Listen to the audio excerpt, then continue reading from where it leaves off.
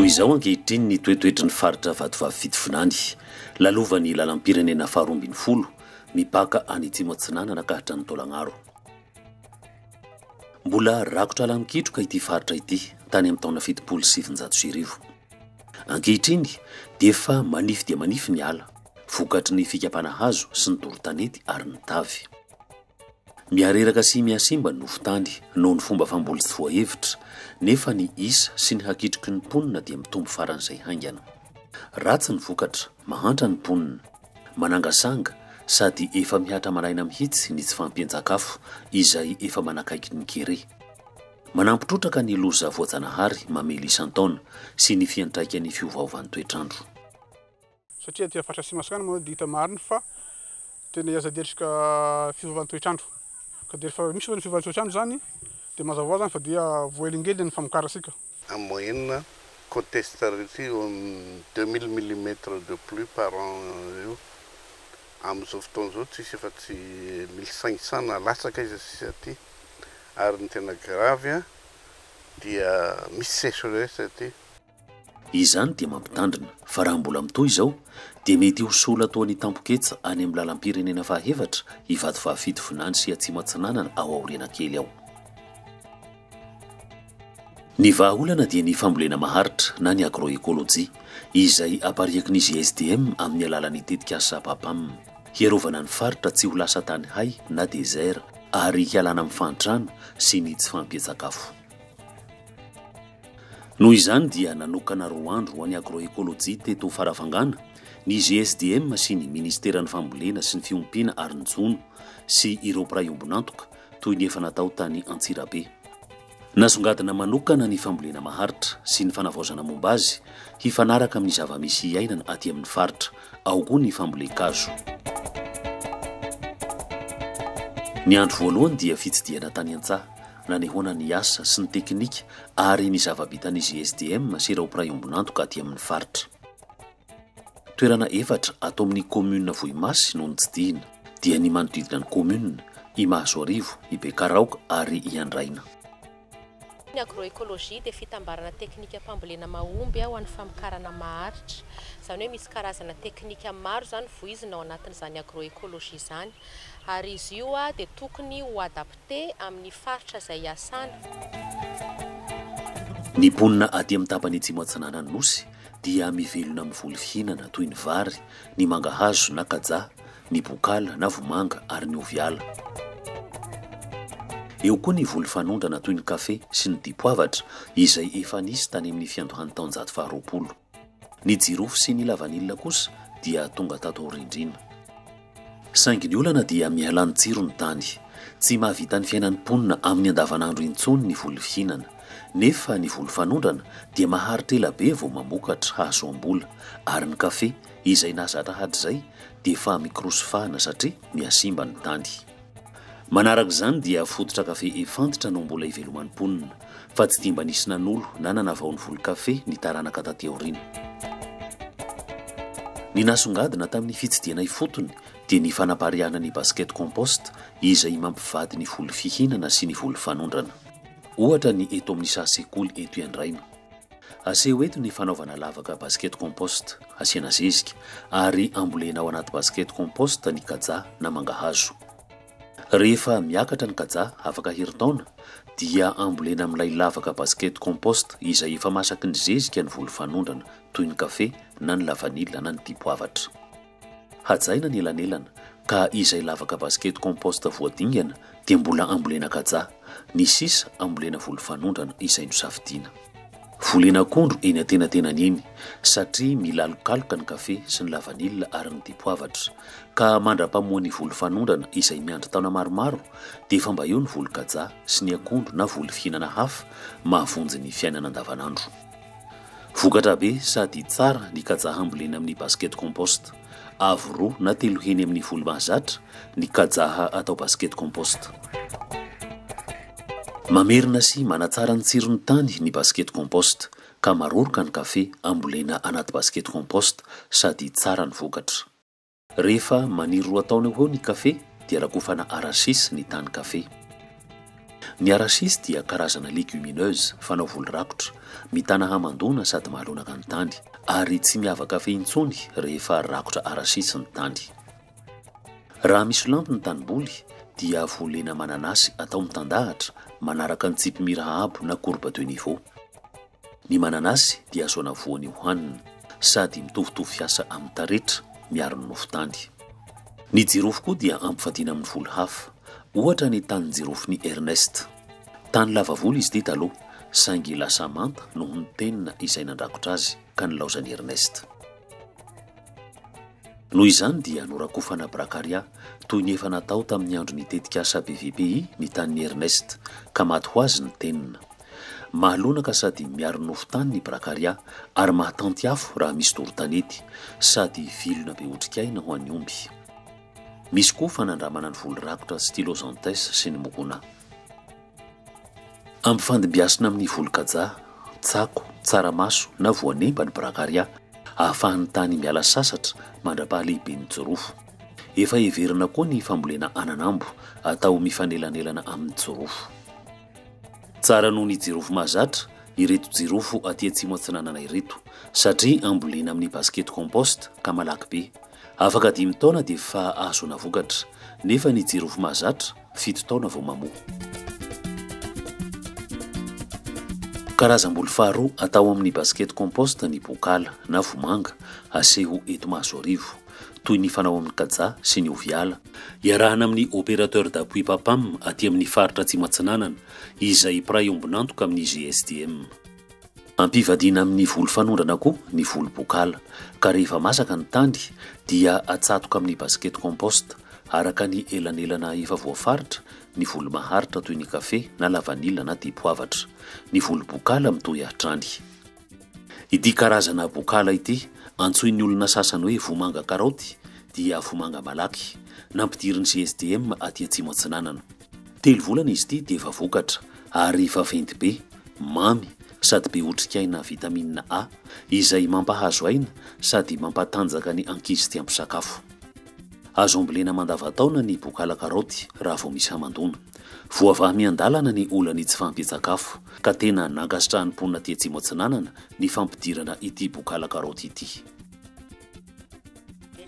Tena mety aminay fambolena anazy satria tena mety anay aminazy zao tena mahazo vola izy, tena mahazo vokatry sady voky tsy mahita mosary. Mandritry ny enim-bolana izy afaka mangady an'io foana. Misy zany le sécurité alimentaire dia misy ihany koa le rendement ambony be.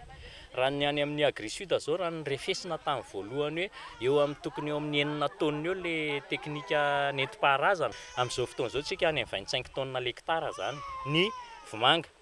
Ohatr'izay ihany koa ny mangahazo izay foto-tsakafon'ny olona aty. Dia raha io zany resantsika le mangahazo ohatra 9 taonina tany hoany ny vinavina men'ny dia raha EP aty sy ny hita hoe amin'ny traditionnel amintsika amin'ny teny zao zany izy efa 35 taonina 900. Mba hampitombo ny vokatra dia ampianarana ny mponina ny fanatsarana ny tsirony tany. Dia fitantanana fahalonan'ny tany zany le volo rakotra koa anisany mahalonaka ny tany satria le volo misintona azoteny amin'ny rivotra no ambolena fa eo koa ny fanaovana ny zezika ranony na le hoe engrais liquide anisany tena nety koa zany io taty. Eo ihany koa ny fanaovana compost ary ny tena zava-dehibe dia ny fanatsarana ny valan'omby. Fomba tsy nahazatra ny mponina aty atsimo antsinanana izany hoe manamboatra zezika izany ka naseho tamin'ity andro voalohany ity ny fomba fanaovana karazana compost toy ny compost ranony. Ao koa ny fomba famafazana anana na voankazo ambony talantalana. Aseho azy ireo koa ny valan'omby no hatsaraina, natao hahasalamany biby ary hahazoana zezika tsara sady ampy. Asiana tafo ny valan'omby ary atao mafy, lalorana simenitra ny fanambaniny mba tsy hifangaro amin'ny tany ny tain'omby. Fanavaozana lehibe aty atsimo antsinanana ity fanaovana fahitromby hatsaraina ity. Simenitra rock-tapo no mentetika asa azy ireo dia nahavitany ity valan'omby tsara voatra ity. Rehefa mahita ohatra azo tsapahin-tanana toy izao ny mponina dia miova ny fomba fisainana sy ny fomba fiasa ka maro nefa nanamboatra fahitromby mitafo ary tsy kivy zareo fa miezaka sady mikasa hampitombo ny omby eo ampelantanany na dia eo aza indraindray mihetraketraky ny dahalo. Mavitrika mandray fanavaozana ny mponina, somary manano sarotra nefa ny famatsirany masomboly sy ny fitaovana. Ka ireo mpiray ombin'antoka toy ny Intered izay misehatra amina komuna 320 ato amin'ny distrikany Farafangana nanomboka tamin'ny taona 314 dia mametraka toeram-pamatsiana masomboly sy fitaovam-pambolena ary fiompiana eto Vohimasy.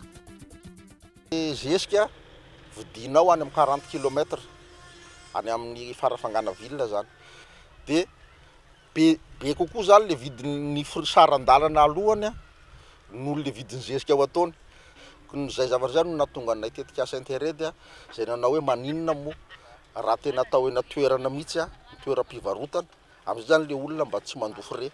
Le vola ao alohany ataony frais zany afaka vidiny zesika mba ho bebe ny zesika ampiasay. Ny zava-dehibe faharoa nasongadina tamin'ny 2 andron'ny fambolena maharitra dia ny fambolekazo, hamerenana ny faritra sy ny tanety izay efa miasola mba ho maitso indray sady hanatsarana ny tsiron'ny tany.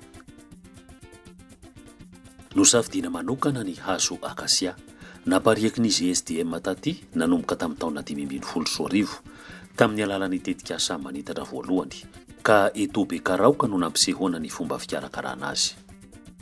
Navohitra tamin'ny fitsidiana ny famoronan'ny mponina amin'ny fanaovana tanjanakazo.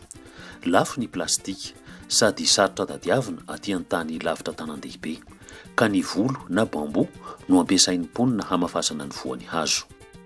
Maro ny tombontsoa azo amin'izany. Zava-misy sady betsaka ety an-toerana no ampiasaina, ary tsy mila didina toy ny plastika ny volo rehefa mamboly hazo fa tonga dia tsatoka dia levona miandalana any anaty tany izy. Raha somary miadam-pitombo ny akasia any Vakinankaratra, aty atsimo atsinanana kosa dia tena maroroka be ny akasia ary ny orana sy ny tafio-drivotra mba amin'ny afo izay heverina fa hampandrava zavatra dia vao mainka koa manapariaka ny voany haingana be ka maniry eny rehetra eny. Noho izany, rehefa maty ny afo izay nandoro ny tanety dia mitsimoka daholo ny voan'ny hazo akasia izay naparitaky ny afo sy ny rivotra sy ny voan'ireo hazo zanatany izay sisa tavela ary maroroka be ny fitombony ka lasa hazo midoroboka ary zary ala matevina. Hazo ngeza be izy ty mahasoa légumineuse aloha izy ty voalohany indrindra manatsara ny tany ary azo ampiasaina amin'ny compost ny raviny tena ilain'ny mpamokatra tantely mihitsy izy ty satria mitangorona be ary ny zava-dehibe amin'izy ty dia miparitaka ho azy izy rehefa misy cyclone indrindra mifaritra mandotro zao. Ka aty amin'itony ty faritra ty zany tena problème ty le na dia faritra mando izy ny doro tanety sy ny tavy indrindra efa mila ho tapitra daholo mihitsy ny azo aty. Noho ny akasia karazana légumineuse sady mahalonaka ny tany dia vetivety foana dia mameno ny tanety sy ny vohitra ny akasia. Mihamasaka ny tany ka mipoitra ho azy sady maniry ary mahazo aina indray ireo karazan-kazo tranainy na hazo zanatany izay efa tsy pozipozy na efa saika lany tamingana mihitsy aza vokatry ny fiovaovan'ny toetrandro sy ny asan'ny olombelona. Anisan'izany ny ravinala sy ny grevillea. Noho izany dia fomba iray hamerenana haingana ny ala tranainy tovona ny ala vaovao ny fambolena akasia. Misinda miandalana noho izany ilay ahia hoe mety ho lasa tany hay na dezera ny faritra. Ohatra ireto tanety aty Farahony manamorona ny lalam-pirenena faharombiny folo. Toy izao izy ty tany amin'ny taona 7 nambolena akasia voalohany. Lasa ala mikitroka izy sy ny manodidina azy ankehitriny. Dia araky ny hitanareo na efa tena lasa forêt dense mihitsy ny izy ty.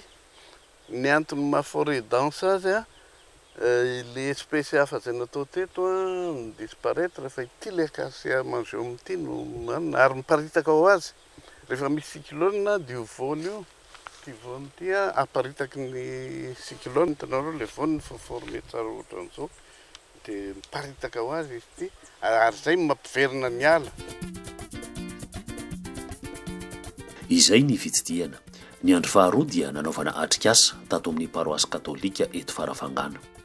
Tafavory-tato daholo ireo mpiantsehatra amin'ny fambolena maharitra sy ireo mpiray ombon'antoka, ny mponina sy ny teknisianina, namelabelatra sy niady hevitra, namosaka ny olana sy ny paikady hanapariana ny fambolena maharitra ary hitondra vahaolana ho an'ny tapany Atsimo Atsinanana Nosy. Nalefa nandritra ny atrikasa ny horonan-tsary 3D momba ny fampiarana ny agroekôlôjia any an-tsekoly, ka liana dia liana amin'ny zavatsoa entin'ny agroekôlôjia ny mpandray anjara sy ny tompona andraikitra ary ny mponina aty an-toerana. Novisavisaina nandritra ity atrikasa ity ireo harena voajanahary ary ny fomba hikolona sy hitrandrahana azy ho enti mampandroso ny tapany Atsimo Atsinanana Nosy. Azo atao tsara ny mampiroporopo ny dipoavatra, ny kanelina, ny lavanila, ny jirofo, ny kafe, ny letisia, ny tantely, ny hazo na zava-maniry fakana titimanitra sy lohamenaka mba ho tonga loharanom-bola ho an'ny mponina eo anilan'ny voly fihinana izay miantoka ny fiainana andavanandro. Izany rehetra izany nefa dia miankina amin'ny fikajena ny ala sy ny tontolo iainana ary ny zava-mananaina aty an-toerana. Ny vokatra taty amin'ny faritra Atsimo Atsinanana izay atao efa tao anatin'ny efa taona satria niara-ny atomboka tamin'ny tetikasa tamin'ny taona 2021 dia raha nisy izany tamin'ny voalohany mety atsointsika hoe vitsivitsy fa nahita ny vokatra ary betsaka ireo izay resy lahatra ary vonona ny sitraka sy anatanteraka an'izay pratika agroekôlôjika izay mba ho fanatsarana ny vokatra ary koa indrindrindrindra hanatsarana an'ilay tanjona tetikasa hoe ho fampirombona ny fidiram-bolan'ireo tatsa izay tena tanjona lehibe entiny miatrika ny fiainany moa izany ilay izy. Dia amin'izao fotoana izao aty amin'ny efa mamaraparana ny tetikasa izao ho an'ny Atsimo Atsinanana manokana dia efa ho aty amin'ny 20 hatramin'ny 900 aty ireo tatsa izay efa nahita vokatra tao anatin'izy io ary efa azo atao efa kesitra dia ho tratra ny tanjona ka ny rariana moa dia tena ho tratra 100% mba ho fampandrosoana izay tontolo ambanivohitra izay. Fanamafisana ny ezaka efa natao tato anatin'ny taona maromaro ny roa andro ny agroekôlôjia teto Farafangana. Efa hita soratra ny fiovana na eo amin'ny fomba fiasan'ny mponina izany na eo amin'ny tontolo iainana amin'ny ankapobeny. Ka raha tsy nandalo tamin'ity faritra ity ianao tato anatin'ny fotoana lavalava dia ho gaga fa rakotra akasia sy karazan-kazo zanatany niverina amin'ny laoniny ilay tanetongazana amin'ny toerana sasany izay hitanao tany amin'ny 10 taona lasa.